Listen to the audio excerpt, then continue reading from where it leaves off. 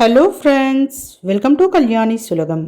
இனிமேல் நீங்கள் potato French fries சாப்பிட்றதுக்கு கடைக்கெல்லாம் போகணுன்னு அவசியம் இல்லைங்க. வீட்லேயே கிறிஸ்பியாக ஈஸியான மெத்தடில் செய்யலாம். எப்படி செய்யலாம்னு சொல்லிட்டு பார்க்கலாமா? வாங்க. அதுக்கு முன்னாடி நம்ம சேனலுக்கு ஃபஸ்ட் டைமாக வந்திருக்கீங்கன்னா சேனலில் இருக்கக்கூடிய வீடியோஸ்லாம் பார்த்துட்டு உங்களுக்கு பிடிச்சிருந்தா மட்டும் சேனலை சப்ஸ்கிரைப் பண்ணிக்கோங்க. ரொம்ப பிடிச்சிருக்குன்னா உங்கள் ஃப்ரெண்ட்ஸ் அண்ட் ஃபேமிலிக்கு ஷேர் பண்ணி எனக்கு சப்போர்ட் பண்ணுங்கள். இப்போ வாங்க செய்ய ஸ்டார்ட் பண்ணலாம். நல்லா பெரிய சைஸில் இருக்கக்கூடிய பொட்டேட்டோவை பார்த்து வாங்கிக்கோங்க. மேலே இருக்கக்கூடிய தோலை எல்லாத்தையும் சீவி எடுத்துகிட்டு க்ளீன் பண்ணிக்கோங்க. 4 கார்னரில் இருக்கக்கூடிய பீஸை மட்டும் கட் பண்ணி எடுத்துகிட்டு அதுக்கப்புறமேட்டு ஸ்லைஸ் போட்டுக்கலாம். இப்போ நான் வீடியோவில் காமிச்சிருக்கேன் பாருங்கள். இந்த மாதிரி விரலாக கட் பண்ணி எடுத்துக்கோங்க. இப்போ இதை நல்ல கூலான வாட்டரில் போட்டு எடுக்க போகிறோம். இந்த மாதிரி போடுறப்ப அதில் இருக்கக்கூடிய ஸ்டார்ச் எல்லாம் போய் நமக்கு நல்லா கிறிஸ்பியாக கிடைக்கும். அதுக்காக தான் நல்ல குளிர்ந்த நீரில் நம்ம போட்டு வைக்கிறோம். கிட்டத்தட்ட ஒரு 10 நிமிஷத்துக்கு கூல் வாட்டரில் போட்டு வச்சா சரியானதாக இருக்கும். இப்போ நான் கூல் வாட்டரில் இந்த பொட்டேட்டோஸ் எல்லாத்தையும் சேர்த்துட்டேன். இது அப்படியே இருக்கட்டும். அதுக்குள்ளே நம்ம ஸ்டவ் ஆன் பண்ணி ஒரு பாத்திரத்தில் இந்த பொட்டேட்டோவுக்கு தேவையான அளவு சுடு தண்ணி வச்சுக்கலாம். தேவையான அளவு உப்பு சேர்த்துக்கலாம். தண்ணி நல்லா கொதித்து சூடாகணும். இப்போ சூடாகிடுச்சு. நான் ஸ்டவ் ஆஃப் பண்ணிட்டு கீழே இறக்கி வச்சுட்டேன். அதே சமயம் கூல் வாட்டரில் போட்ட பொட்டேட்டோஸ் கிட்டத்தட்ட 10 நிமிஷம் ஆகிடுச்சு. அதுலேருந்து எடுத்து இப்போ இந்த ஹாட் வாட்டரில் நம்ம போட போகிறோம். பாருங்கள், இந்த மாதிரி நல்லா புழிஞ்சிட்டு எடுத்து போட்டுக்கோங்க. இந்த ஹாட் வாட்டர்லேயும் கிட்டத்தட்ட ஒரு 10 மினிட்ஸ் அளவுக்கு அப்படியே விட்டுடுங்க. பாருங்கள், இப்படி தான் இருக்கும். 10 நிமிஷம் ஆனதுக்கு அப்புறமேட்டு ஃபில்ட்ரு வச்சு நல்லா ஃபில்ட்ரு பண்ணிக்கிங்க. ஏன்னா தண்ணி சூடாக இருக்கும், கையை விட்டு எடுக்க முடியாது. நல்ல தண்ணி இல்லாமல் ஃபில்ட்ரு பண்ணிக்கணும். ஃபில்ட்ரு பண்ண பிறகு ஒரு காட்டன் கிளாத் எடுத்துக்கோங்க. அதில் நம்ம ஃபில்ட்ரு பண்ணி எடுத்த அந்த பொட்டேட்டோ ஃபிங்கர்ஸ் எல்லாத்தையும் அதில் சேர்த்து நல்லா அப்படியே தொடச்சி எடுத்துக்கோங்க. பொட்டேட்டோஸ் உடையக்கூடாது, அதே சமயம் அதில் தண்ணி எதுவுமே இருக்கக்கூடாது.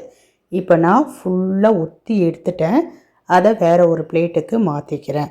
இது அப்படியே இருக்கட்டும். இப்போ மறுபடியும் வேறு ஒரு பிளேட் எடுத்துக்கோங்க. அதில் கார்ன்ஃப்ளவர் மாவு சேர்த்துக்கோங்க. ஒரு 2-2.5 ஸ்பூன் சேர்த்திங்கன்னா கரெக்டாக இருக்கும். உப்பு கொஞ்சமாக சேர்த்துக்கோங்க. கொஞ்சமாக தனி மிளகாய்த்தூள், கொஞ்சமாக சிக்கன் மசாலா, கொஞ்சமாக கரம் மசாலா, இது எல்லாத்தையும் சேர்த்து கை வச்சு நல்லா மிக்ஸ் பண்ணிக்கிங்க. உங்களுக்கு இந்த கரம் மசாலா, சிக்கன் மசாலாலாம் தேவையில்லைன்னா ஜஸ்ட்டு பொரிச்சதுக்கு அப்புறமேட்டு பெப்பர் மட்டும் ஆட் பண்ணிக்கலாம். அப்படியும் செய்யலாம், இப்படியும் செய்யலாம். இப்படி செஞ்சு பாருங்கள், ரொம்பவே நல்லாயிருக்கும். இப்போ இது எல்லாத்தையும் மிக்ஸ் பண்ணிவிட்டு இதில் பொட்டேட்டோவையும் சேர்த்து நல்லா மிக்ஸ் பண்ணிவிட்டு மறுபடியும் ஒரு 5 to 10 மினிட்ஸ் அப்படியே டிஸ்டர்ப் பண்ணாமல் விட்டுடுங்க. அதுக்குள்ளார ஸ்டவ் ஆன் பண்ணி கடாய் வச்சுக்கலாம். அதில் கொஞ்சமாக எண்ணெய் சேர்த்துக்கலாம். பொரிக்கிற அளவுக்கு எண்ணெயை நல்லா சூடு ஏற்றிடணும். அதுக்கப்புறமேட்டு சிம்மில் வச்சிடணும். சூடாகவே நீங்கள் பொட்டேட்டோ போடக்கூடாது. ஓரளவு சூடான பிறகு ஸ்டவ்வை சிம் பண்ணிவிட்டு அதுக்கப்புறமேட்டு தான் நம்ம மிக்ஸ் பண்ணி வச்சுருக்கிற பொட்டேட்டோஸை எடுத்து போடணும். சிம்மிலேயே தான் இருக்கணும் ஸ்டவ்வு. பொட்டேட்டோஸ் எல்லாமே பார்த்திங்கன்னா நல்லா பொரிய ஆரம்பிக்கும். நம்ம 2 டைம் ஃப்ரை பண்ண போகிறோம். ஃபஸ்ட்டு டைம் வந்து பார்த்திங்கன்னா இப்போ பொரிச்சிக்கிட்டு இருக்கோம். இதை இப்போ திருப்பி போட்டுக்கலாம். 2 புறமுமே திருப்பி போட்டு வேக வச்சு ஃபில்டர் பண்ணி எடுத்துக்க போகிறோம். இப்போவே பார்த்திங்கன்னா ஃபுல்லாக ஃப்ரை ஆன மாதிரி இருக்கும். பட் நம்ம 2 டைம் ஃப்ரை பண்ணி எடுக்கிறப்ப தான் ரொம்ப கிறிஸ்பியாகவும் உள்ளே வந்து பார்த்திங்கன்னா லைட்டாக சாஃப்டாகவும் இருக்கும். சாப்பிட்றதுக்கு ரொம்பவே நல்லாயிருக்கும். இப்போ பாருங்கள், புரிஞ்சிருச்சு. ஃபஸ்ட் டைம் நான் எடுத்துட்டேன். இது அப்படியே இருக்கட்டும்.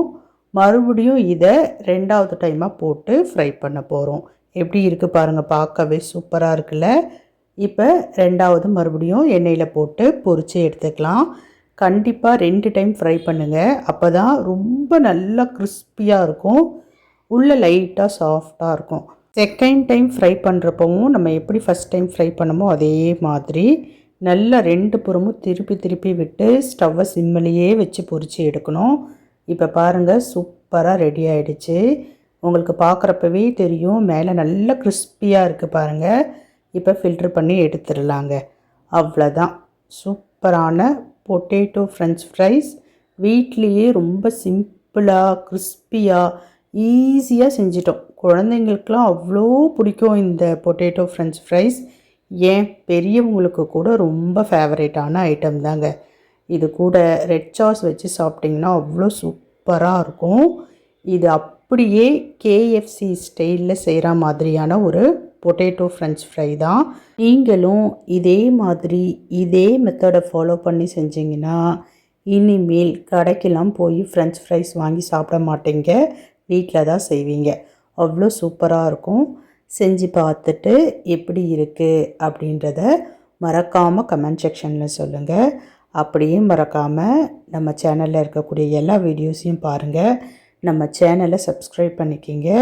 முடிஞ்ச அளவுக்கு எல்லா வீடியோஸ்க்குமே லைக் பண்ணி ஹைப் பண்ணுங்கள். இப்போ இந்த வீடியோவை இதோடு நான் முடிச்சுக்கிறேன். நெக்ஸ்ட் வீடியோவில் பார்க்கலாம். பாய்.